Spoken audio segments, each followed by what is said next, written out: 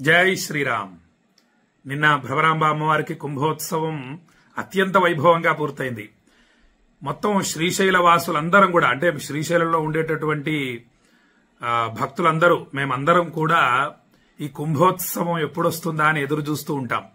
కుంభాలు అంటే చాలా ఇష్టం మాకు. అమ్మవారికి కుంభోత్సవం చేసుకోవటం అంటే మేము చాలా ఆనందిస్తాం.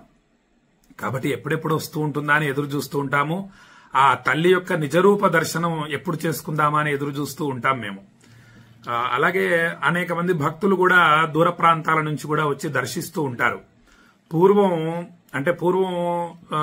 శ్రీశైలంలో ఉన్నటువంటి ప్రజలు మాత్రమే అమ్మని దర్శించేవాళ్లు. కాబట్టి సాయంత్రం 6ంటికి దర్శనాలు ప్రారంభం అవుతే అమ్మవారికి 8ంటికల్లా పూర్తయిపోయేది, 7:30 కల్లా పూర్తయిపోయేది. 8ంటికి గుడిని కూడా మూసేసేవారు. ఇప్పుడు అలా కాదు, దూర ప్రాంతాల నుంచి కూడా తల్లిని దర్శించడానికి, నిజరూప దర్శనం చేసుకోవడానికి భక్తులు తండోపతండాలుగా వచ్చి దర్శిస్తున్నారు, ధన్యులవుతున్నారు ఆ దివ్య రూప సందర్శనాన్ని దర్శించి. ఇక తర్వాత రోజు ఉదయం కూడా శాంతమూర్తి దర్శనం చేసుకోవాలి. అలా వచ్చి అలా నిజరూప దర్శనం చేసేసుకొని వెళ్లిపోకూడదు. రాత్రి మళ్లీ తెల్లవారుజామున 2 గంటల నుంచి అమ్మవారికి అభిషేకం చేసి 4 గంటల నుంచి అమ్మవారి యొక్క అలంకార దర్శనం, శాంతిమూర్తి దర్శనం అన్ని భక్తులందరికీ కూడా అనుగ్రహిస్తారు. ఆ దర్శనం చేసుకుని సూర్యోదయం అయిన తరువాత మళ్లీ ఎక్కడి వాళ్ళక్కడికి వెళ్లిపోవాలి. తర్వాత శ్రీశైల ప్రజలు, అంటే శ్రీశైలంలో ఉండేటటువంటి మేము, కుంభాలు తర్వాత రోజు ఎక్కడికి వెళ్లకూడదు. ఆ తల్లిని శాంతమూర్తి దర్శనం చేసుకుని తరువాత రోజు వెళ్ళాలి. అంటే నిన్న కుంభోత్సవం అయింది కదా, ఈ రోజంతా మేము ఇక్కడే ఉండి రేపు బయలుదేరి వెళ్ళాలి అని పెద్దలు చెప్తారు. కాబట్టి అటువంటి గొప్ప కుంభోత్సవం పూర్తయింది. ఇక మనస్సు ప్రధానం. మీ అందరి మనస్సులు కూడా శ్రీశైలం మీద, భ్రమరాంబ తల్లి మీద లగ్నమై ఉండడం చేత మీరు కూడా శ్రీశైల మహాక్షేత్రానికి వచ్చి భ్రమరాంబ తల్లిని సేవించిన అద్భుత ఫలితాన్ని పొందారు. అలాగే కొంతమంది భక్తులు ఇంట్లో మంచి గుమ్మడికాయని భ్రమరాంబ తల్లి నామాన్ని స్మరిస్తూ తల్లికి సమర్పించారు. బలిగా ఆ మంచి గుమ్మడికాయని, కొబ్బరికాయల్ని సమర్పించారు. గురుగారు, మీరు తెలియజేసింది చాలా మంచిదైంది, చాలా సంతోషంగా ఉంది మాకు, లేకపోతే మాకు తెలిసేది కాదు, ఆ తల్లికి సమర్పించాం మేము మనస్సులో అని చెప్పి సంతోషంగా భక్తులు తెలియజేశారు. ఇవన్నీ కూడా సాధనలే. మనం శ్రీశైలం వచ్చే ఇవన్నీ చేయక్కర్లేదు. మనకు శాస్త్రాలు ఏం చెబుతున్నాయంటే మన మనస్సు ఎక్కడ ఉంది అనేటటువంటిది ప్రధానం. పరమేశ్వరుడు మన మనస్సు ఎక్కడ ఉందో చూస్తాడు. కాబట్టి వీటన్నిటి మీద లగ్నం చేస్తూ ఉండాలి. మన అదృష్టం ఒకటి తర్వాత ఒకటి వస్తూ ఉంటాయి. మొన్నే మనం సంకటమోచన హనుమానికి పూజ జరిపించుకున్నాం. మనందరి మనస్సుని కాశీలోని సంకటమోచన హనుమాన్ మీద లగ్నం చేసి ఉంచాం. అంతకుముందు ఉగాది రోజు 9 దేవతల మీద మన మనస్సుని లగ్నం చేసి ఉంచాం. అంతకుముందు శివరాత్రి చక్కగా శివయ్య మీద మన మనస్సుని లగ్నం చేసి ఉంచాం. ఇలా ఏదో ఒక విధంగా మన మనస్సుని భగవంతుడి యొక్క పాదపద్మాల మీద, భగవంతుడి మీద లగ్నం చేసి ఉంచడం చేత మన ఇంద్రియాలు మన కంట్రోల్లో ఉంటాయి. వాటిని విచ్చలవిడిగా వదిలేశామంటే ఇక మనల్ని అధఃపాతాళానికి తీసుకెళ్లిపోతాయి. అందుకే మనకు ఋషులు ఇటువంటి చక్కని విధానాల్ని ఏర్పాటు చేశారు. మీ మనస్సే ప్రధానమయ్యా, మీ మనస్సుల్ని చక్కగా మల్లికార్జున స్వామి మీద, విశ్వనాథుడి మీద, తిరుపతి వెంకటేశ్వర స్వామి మీద లగ్నం చేసి ఉంచండి అని చెప్పి మనకు అనేక శ్లోకాలు, స్తోత్రాలు తెలియజేస్తున్నాయి. అలాగే అనేక కథలు కూడా ఉన్నాయి. మనస్సు పరమేశ్వరుడి మీద లగ్నం చేసి ఉంచడం వల్ల వచ్చేటటువంటి ఫలితం ఏమిటి అనేటటువంటి కథని ఈరోజు నేను మీకు తెలియజేస్తాను. పూర్వం అర్జునుడు మరియు శ్రీకృష్ణ పరమాత్మ ఇద్దరూ కూడా కైలాసానికి బయలుదేరి వెళుతున్నారట. అయితే శ్రీకృష్ణుడు అర్జునుడికి ముందు రోజు తెలియజేశాట, రేపు ఉదయం మనం కైలాసానికి వెళదాము, నువ్వు సిద్ధంగా ఉండవలసింది, ఉదయం 6ంటికి వెళదామని చెప్పి తెలియజేశాట, బయలుదేరి వెళ్దామని. అయితే అర్జునుడు ఏం చేశాడట, వెళుతూ భీముణ్ణి కూడా తీసుకెళ్దాము అన్న భావనతో 4 గంటలకు లేచిన తర్వాత భీముణ్ణి కూడా లేపాడట. లేపితే భీముడు పడుకొనే ఉన్నట్ట. మీరు వెళ్ళరండి, నేను పడుకొనే ఉన్నట్ట. సరే, మొత్తానికి మళ్ళీ 6ంటికి వెళుతూ మళ్ళీ ఏమన్నా వస్తాడేమో, నిద్ర లేస్తాడేమో అని చెప్పి మళ్ళీ లేపాట. లేపితే లేవలేదుట భీముడు. సరే, అర్జునుడు శ్రీకృష్ణ పరమాత్మ ఇద్దరు కూడా రథం మీద కైలాసానికి బయలుదేరి వెళుతున్నారట. వెళుతూ ఉంటే వాళ్ళకి కైలాసానికి సుమారుగా ఒక 10 కిలోమీటర్లు అనుకుందాం. ఓ 10 కిలోమీటర్ల దూరం నుండే రథం కదలట్లేదట. ఎందుకోసం అంటే బాగా రద్దీగా ఉందట. ట్రాఫిక్ జామ్ అయిందట. ఏ విధంగా ట్రాఫిక్ జామ్ అయిందంటే పరమేశ్వరుడి యొక్క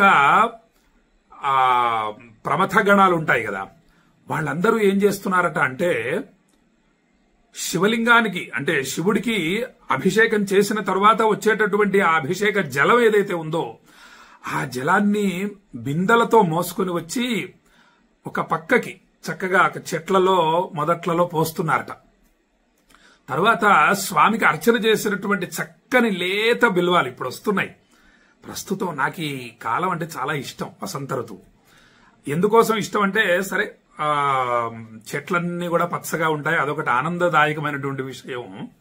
రెండవది నాకు ఇష్టమైన విషయం ఏమిటంటే నా శివయ్యకు లేదా మన శివయ్యకి లేత బిల్వాలంటే ఇష్టం. త్రిదళం త్రిగుణాకారం త్రినేత్రం చత్రియాయుధం త్రిజన్మ పాప సంహారం ఏకబిల్వం శివార్పణం త్రిశాఖై బిల్వపత్రైశ్చ అచ్ఛిద్రై అంటే చిరక్కూడదు. బిల్వపత్రం విరిగిపోవటం, ఒక ఆకు విరగటం ఇలాంటివి ఉండకూడదు. కోమలై మంచి చక్క లేతగా ఉండాలి, ముదిరిపోయి ఉండకూడదు బిల్వదళాలు.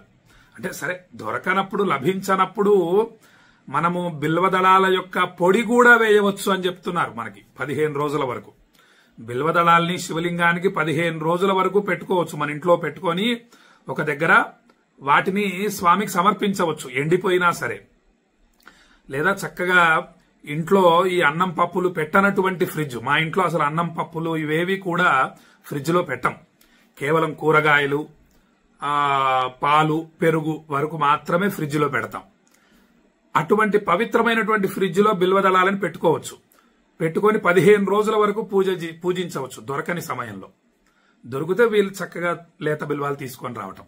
ఇక తులసి దళాలు వారం రోజుల వరకు పనికొస్తాయి. ఫ్రిడ్జ్ లో పెట్టుకొని చక్కగా రోజు స్వామి పాదాల దగ్గర పెట్టవచ్చు.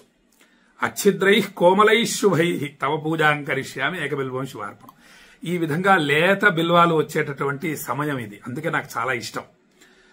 ఆ లేత బిల్వదళాలని శివలింగానికి ఎవరో పూజ చేస్తున్నారు. ఆ బిల్వదళాలన్నీ కూడా ఈ ప్రమథగణాలు ఆ నిర్మాల్యం, శివ నిర్మాల్యం కింద పడుతుంది కదా, ఆ నిర్మాల్యాన్ని తీసి ఈ యొక్క రోడ్డుకు ఇరుపక్కల చక్కగా చెట్ల మొదట్లో వేస్తున్నారట. రథం వేగంగా వెళ్లట్లేదుట స్వామి దగ్గరికి, కైలాసానికి.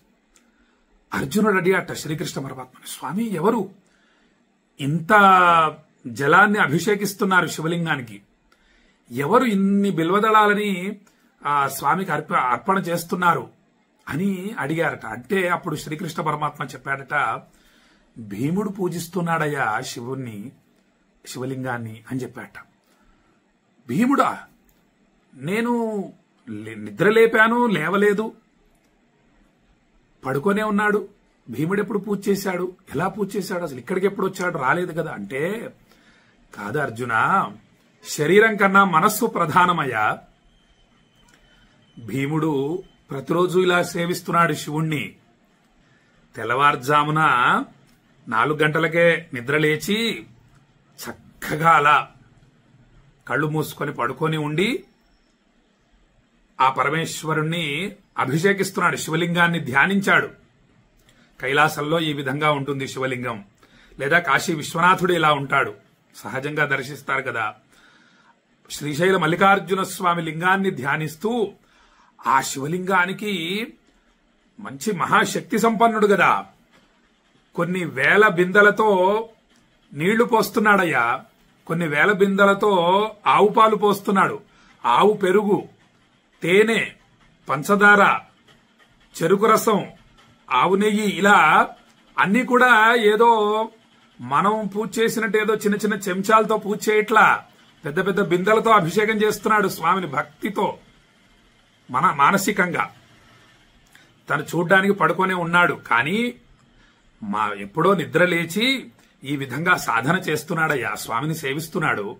అలా అభిషేకించిన తర్వాత స్వామికి ఆ శివలింగానికి చక్కగా విభూతి రేఖలు అలంకరిస్తున్నాడు, గంధం పెడుతున్నాడు. లేత బిల్వం మీద చక్కగా శ్రీరామ అని రాసి ఆ శివలింగం మీద పెట్టి, ఆ తరువాత ఆ లేత బిల్వ దళాలని కొన్ని వందల బస్తాల కొలది పెద్ద పెద్ద బుట్టలతో తీసుకొని అలా సమర్పిస్తున్నాడు. శివాయ నమః, మహేశ్వరాయ నమః, శంభవే నమః, పినాకినే నమః, ఇలా మానసికంగా భక్తితో ఉచ్చరిస్తూ సమర్పిస్తున్నాడయ్యా.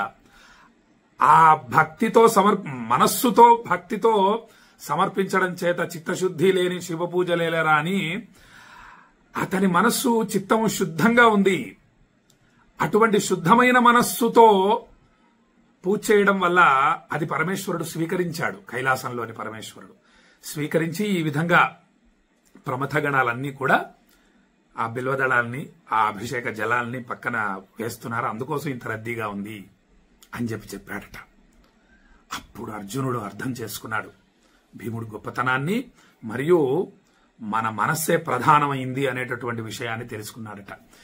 ఈ వృత్తాంతం మనకేం తెలియజేస్తోందంటే మనస్సు చాలా ప్రధానమైంది. మీకు ఎన్నో శ్లోకాలు మనం పూర్వం కూడా చెప్పుకున్నాం, తెలియజేశాను మీకు.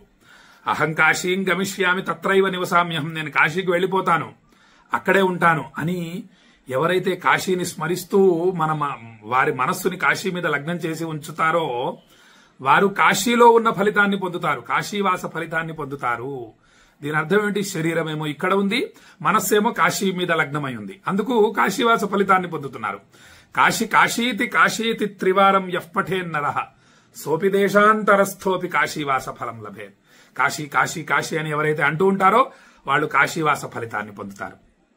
కాబట్టి మీ అందరూ కూడా మీ మనస్సుని భ్రమరాంబ తల్లి మీద లగ్నం చేసి ఉంచారు నిన్న. కాబట్టి మీరు కూడా శ్రీశైలం వచ్చి భ్రమరాంబ తల్లిని సేవించిన అద్భుత ఫలితాన్ని పొందారు అని చెప్పి భక్తులకు తెలియజేస్తూ, కొంతమంది భక్తులు వస్తారు శ్రీశైలం, తిరుపతి, కాశీ వెళతారు, కానీ స్వామి దగ్గరికి వెళ్లేటప్పటికి వారి మనస్సు సాధన, అందుకే సాధన చేస్తూ ఉండాలి. ఏదో టక్కుమని వెళ్ళగానే అక్షయ పుణ్య ఫలితాలు వచ్చేయవు.